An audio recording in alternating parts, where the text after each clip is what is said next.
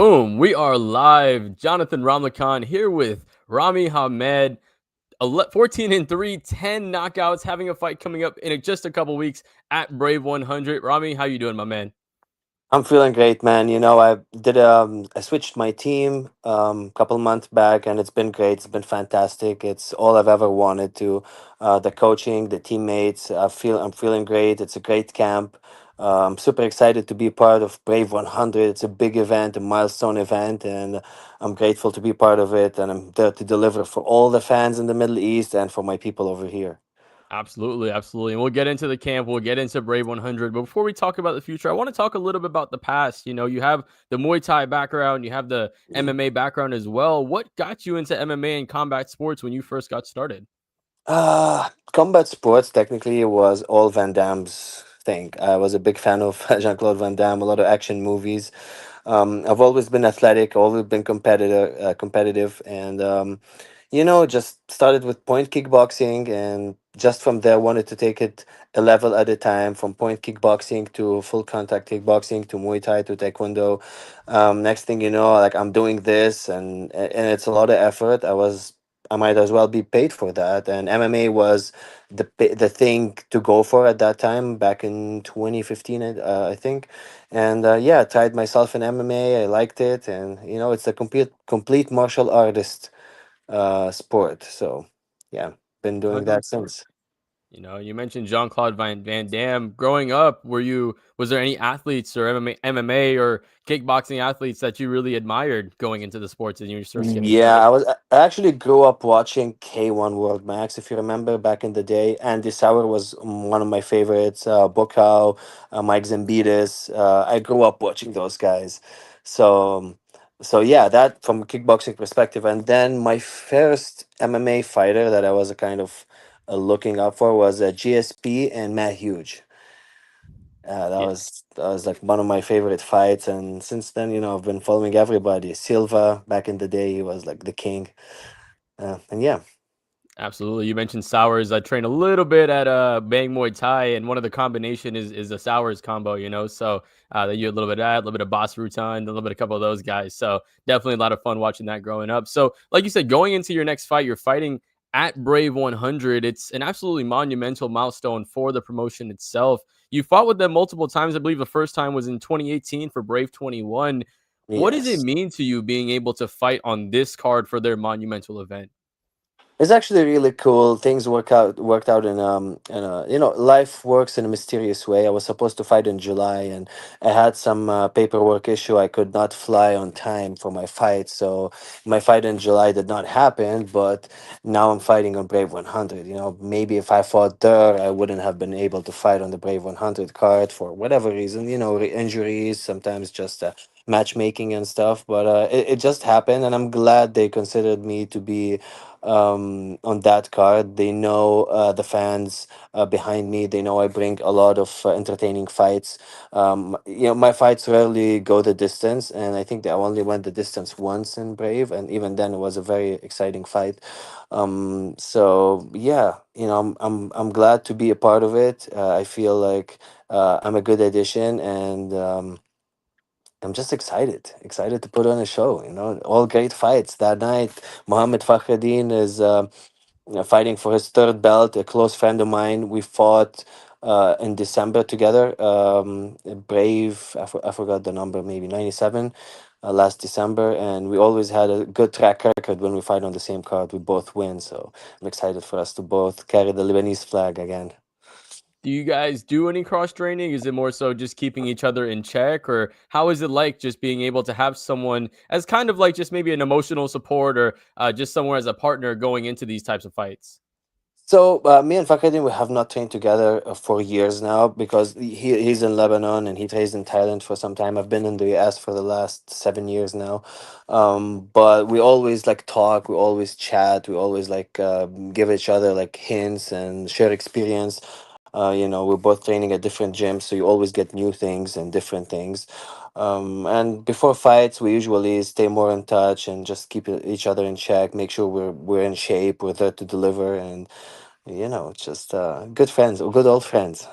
Absolutely, man. Always good to kind of have that support there. So, speaking of a little bit earlier, you mentioned being at a new camp, having a little bit of a new faces, things like that. I saw Thad Gene, Kenley in your comments, a couple of boys that I'm super cool with. So, I'm curious, like, where are you training now, and where the home has been for you?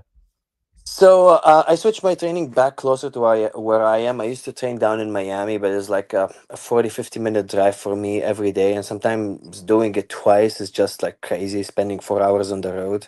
So I moved my training up north to MMA Science and Fight Sports, Deerfield Beach. Fight Sports is ran by Jay-Z Cavalcante, you know, an old time great jiu-jitsu coach, fought K1, he fought Masato, like he fought everywhere. Great fight experience and MMA experience. And Daniel Mendez, a grateful. I'm super grateful to work with him. He's a great Muay Thai coach. Then we have Roger Cole, worked with Amanda Nunes and a bunch of UFC stars. And Troy is he used to fight at ONE FC, All American wrestler, fantastic knowledge in MMA. So coaching wise, I've never had better coaching. And then Kenley and Tad is the champion. You know, like he's a killer, the silverback. I've been training with Marc Andre Bernard, Power Bar. Phenomenal person, phenomenal training partner. So it just all worked out. You know, life worked in mysterious ways, switched camps, and it just fell into the right place. Absolutely, and when you have the right people around you, it makes it a little bit easier to kind of go into these fights. So I was looking at some film for your opponent, Mohammed Salem. He likes to fight at that slower pace, likes to keep that jab working out there, works those kicks. Kind of reminds me a little bit of the style of Thad Gene. So I was curious, like, who are some of your training partners that you've been using to imitate Salem's style? Uh, Thad is one person I've been working with a lot on the feet. Even though Thad is way faster and way more athletic, you know, it's like not even comparable. It's ridiculous. I was surprised. I knew he was fast. We've trained together in the past, but then training with him again, being the champion, you know, you just become 10% better once you become the champion. And this guy has grown so much. Ken Lee has a very heavy grappling style, so he conditioned me for a grappling as a you know, you never know. These are MMA fights, so you might end up grappling in those. And having somebody like Ken Lee who just runs on non-stop gas, it's phenomenal. Then Marc Andre, who was mimicking my opponent, he's a Muay Thai fighter. His style is Muay Thai. He's tall. He's way bigger and stronger, so he was also mimicking that style for me. It's been great, man. It's been great. I'm pretty confident I will not see anything in that cage that I have not seen at the gym, and I've seen it at the gym on a way higher level. Absolutely, and like you said, you have the champ around you, Thad Gene. You're getting, a great just preparation going into the fight for many different styles for that. And your opponent, you're obviously great when it comes to the knockouts. You have 10 of them on your record. Your opponent's two losses have come by submission. When it comes to the fight, is that something that you're looking to hope to expose? Is it more so something maybe more part of the game plan? Like, what does it look like to you just knowing that that was a hole for his game? It could be like I have actually 9 knockouts and 1 submission. So if the submission presents itself, I'm gonna take it. I've been a brown belt for like 3 years now, but you know, MMA, jiu-jitsu, it's a little different. I've been wrestling heavy with some Dagestani coaches in here. I've been focusing on my grappling for an extended period of time. So that is something that I could use. I'm just gonna keep that till November 7th to see if I decide to. But you know, I'm a knockout artist. I'm a striker. I like to strike. I can do that with my blindfolded. You know, so that's my bread and butter. But like I said, I'm a complete martial artist now, and it's MMA, and I've been preparing myself for those heavy grappling matches, and now it's one of my weapons. It's not a defensive tool for me anymore. I used to look at grappling as something that I have to be excellent defensively at, but now no, it's something that I can use offensively, and I can utilize that pretty well. Absolutely. So, as far as your opponent goes, we talked a little bit about it. What are your thoughts on his style and just as his fighting style as an opponent? Uh, I fought a lot of people like him, honestly. And in my previous camp, I had two of my training partners were the exact same height, very similar style. So I fought a lot of those tall, lanky Muay Thai guys that like that Muay Thai pace. You know, you strike, I strike. It's just typical Muay Thai guy who moved into MMA, throws hard, hits hard. He's tall and he knows how to use his length. Um, but let's see how he can handle my style. Exactly. So, being that it's going to be a clash of styles in a way, how do you feel, or what's the plan, or how do you plan to say implement your game plan to fight at your style rather than falling into the trap of being in that slower point fighting style? The thing is, I don't even mind that slower fighting style. Like I can do that pretty well. Like I don't know if you saw my Contender Series fight. I took that fight on a couple day notice, and I fought a 6'2", 6'3" guy, Sanda guy, striker, slow pace, likes to push forward, and I love that. I can absorb the pressure. I can put the pressure if I need to, and I can play the point fighting system. Like I'm a point fighter. That's where I started. So if you want to play the point game, let's do it. If you want to pressure me, thank you. If you want to move back, I can do that too. I'm a complete striker, so I don't mind going into that fight, and wherever it goes, it goes. I feel like I can dictate my style, and I'll keep my game plan a little bit secretive for now until the fight. But if it doesn't happen, there's always plan B and plan C. Exactly. You adjust and keep rolling when it comes to that side of things too. So, 100%. as far as you mentioned the fight on the Dana White's Contender Series, didn't get the contract, but obviously a great learning experience. And from that point, I don't believe you've lost since then. Not being that long ago. But what did you learn during that experience to be able to be a better fighter and maybe to get yourself back into that spot once again?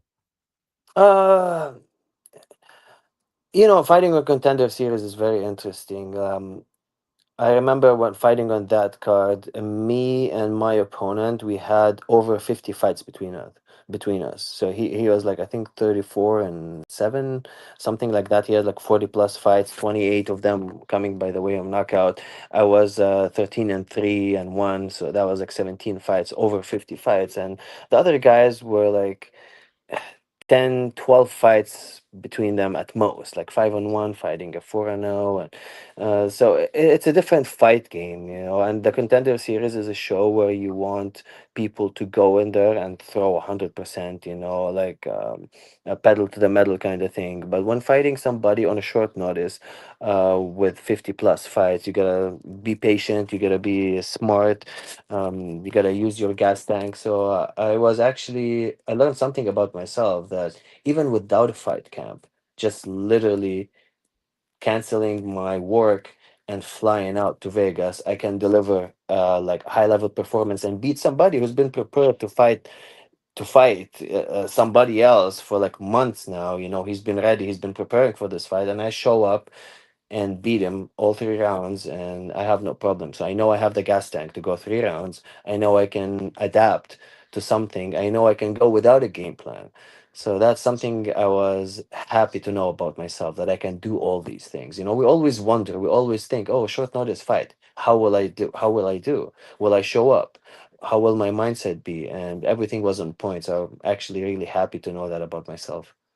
Absolutely. So is that a position you want to get back into? Do you want to, because like you said with the Contender Series, it's more they want you to get the finish, right? You maybe aren't allowed to fight your style as much rather than just going to try to get the finish. Are you trying to get back to the Contender Series and fight there again, or would you prefer stacking up some wins and just trying to earn a contract outright in that way?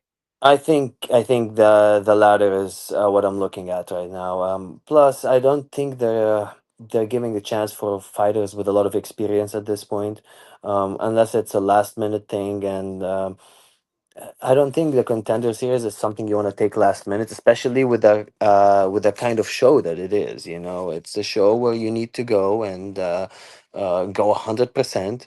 It doesn't matter if it looks ugly, as long as you get the finish. It doesn't matter if you look sloppy. It doesn't matter if you run out of gas and you're like breathing with your hands down 3 minutes in. As long as you get the finish, you get in. I've never been a non-technical fighter. I've always been a technical fighter. I obviously knock people out. Like, 10 out of my 14 wins are finishes, first round finishes. So I do not finish people, but sometimes you gotta take the smart approach, and I finish them systematically. You know, I know what I'm doing. I know where I'm hitting them with. I'm never shocked. Oh, he fell down. You know, no, I'm just gonna bomb rush him. Everything is calculated. Sometimes the calculations don't align, but getting the win is what matters. Absolutely. Now, as far as the future goes, obviously Brave 100, absolutely massive show. The UFC's there, but you got a couple friends fighting in the PFL. Obviously, Thad's a champion out there too. Is that something that you've thought about potentially fighting in that, new season format that they have and fighting over there? It could be, but my current focus is at this fight and the fight after that. Brave has been really good to me. They take care of the fighters, they respect the fighters, and I want to be the champion there. I'm not gonna start looking what's left and right. I'm looking of what's ahead of me. Ahead of me is this next fight, and after maybe a contenders fight or maybe a title fight. We never know, depending what happens with the title fight at 175 during Brave 100. So we'll see. Now I'm focusing on Brave, on winning this fight and see what's next for us with them. And if something comes, I will cross that bridge when we get there. Yeah, that absolutely makes sense. Now, I believe I saw on your Instagram you said you canceled work sometimes to take those short notice fight. You're a civil engineer, correct? Uh, Outside of fighting, that's what you yes, do. but I Um, teach. I teach. I okay, teach kickboxing. I teach MMA. Yeah. got you. So, what made you want to get into teaching and being on the other side of the sport?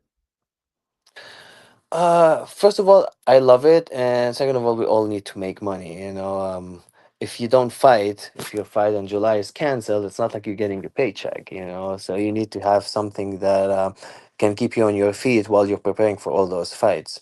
Obviously, I have very good sponsors that help me out, but still, even then, in this economy, you gotta work, you gotta hustle. Absolutely, absolutely. So, I think also you listen to a little bit of electronic music. That's kind of what you're into as well. Do you do any mixing, mastering, putting some stuff together? Or you just listen to it? Uh, I did mix a little bit during COVID. I have one of my friends, and he's a promoter, party promoter, and he has a DJ setup at his house. So during COVID, we had nothing going on. We just show up, and he taught me how to mix. And I loved music all my life, and it just made me appreciate it even more from a different perspective. But yeah, I do mix a little bit for fun, but nothing, not as a job, not yet. Not yet. I need the DJ Rami drop though. I need the DJ Rami to drop something for me so I could listen to. But who do you normally like to listen to when you're about to work out, when you're about to go and get into that zone? Who do you normally like to listen to? I listen to a lot of techno music. So, like, I don't know, Sam Paganini, I Hate Models, it's just Boris Brejcha, some hardcore German Berlin techno. That's my favorite. I do listen to some rock music as well, but it depends on the phase. Like, it's either some metalcore music, new metal from the early 2000s, or it's some heavy techno. Yeah, you can't go wrong with some early 2000s metal. I was a big wrestling fan, so that was all littered in that side of things. So, Oh, yeah. on that aspect, outside of MMA, are there other sports that you watch? Basketball, football, soccer, WWE, anything else that you enjoy? I do watch a lot of soccer. I do watch the Champions League, the Premier League. Not long ago, I was on an Inter Miami game. I'm a Ronaldo fan, but I still got to see Messi score 2 goals. That was pretty nice. I used to watch basketball a lot, not as much anymore. Recently, I've been getting back into ice hockey. You know, I'm in Florida, and the Panthers are the double champs. So I might as well go back to start watching some hockey. Exactly, exactly. I don't think, Sunrise is too far from where you're at as well too, right? It's It's literally 15 minutes away from me. yeah, so like you said, back-to-back champs. I know Barkov got hurt for them, but, I mean, they still have a insanely talented team out there too. Who you said, Ronaldo is your favorite player overall? Favorite athlete too. His passion for the sport is just like so fascinating. Like he's getting older, but he doesn't let that hinder him. He's still chasing numbers. He's still chasing records. You can see him loving the game every time he plays, and that for me means a lot. You know. Got you. So that love for the game, is that something that you're allowed to, or do you feel that like when you're about to go and fight, is that when you feel it the most, or do you feel it more when you're during like the training camps and inside the gym? Definitely during training camps. During the fight, it's kill or be killed kind of moment. It's like going to war. Like, you might like shooting guns, but when the guns are getting shot at you, it's like, doesn't feel quite the same. It's adrenaline. It's just trying to focus, trying to zone in, getting in that mental space where you're actually operating to just fight and nothing else matters. You don't even have time to love or hate the sport. You just need to perform.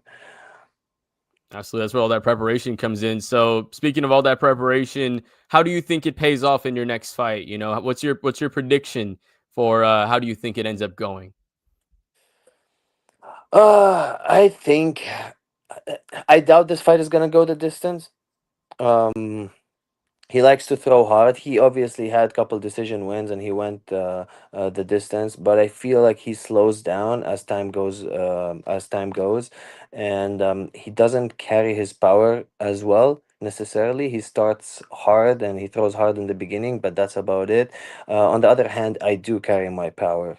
So if I land at any time during round one, two, or three, it's gonna feel the same. It's gonna be a fight-ending shot, and I don't see myself missing all the shots. I see myself landing some. So you know how that goes when it happens. Once it lands, it lands. It's Once it good night lands, from it there lands. at that point. So Rami, I appreciate your time, my man. Make sure you guys check Thank you, out his thank you. next fight, November 7th, Brave 100, historic event for that promotion. You guys may know about them. A lot of great fighters from there as well. Final thoughts for anybody watching or anybody that you want to shout out.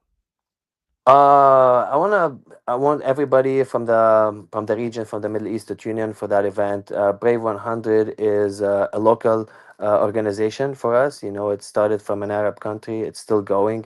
That's 100 events for them that are done, plus the events that have done in collaboration with so many events. They're putting phenomenal shows. It's super professional. Having fought all across the world, I can say nothing but great things about Brave. So support it, whether you can come show up to the fights or you can watch through the live stream on YouTube. I think it's a pay-per-view, but let's support our MMA. Let it grow, and I'll see you guys on November 7th. Beautiful. Love to hear it, my man. Good luck on your next fight. Make sure you guys follow Rami on his Instagram as well. He's got some great stuff out there, and we'll see you guys All right. after the fight. You guys have a great rest of your day. Thank you, brother. Have a good day. You too.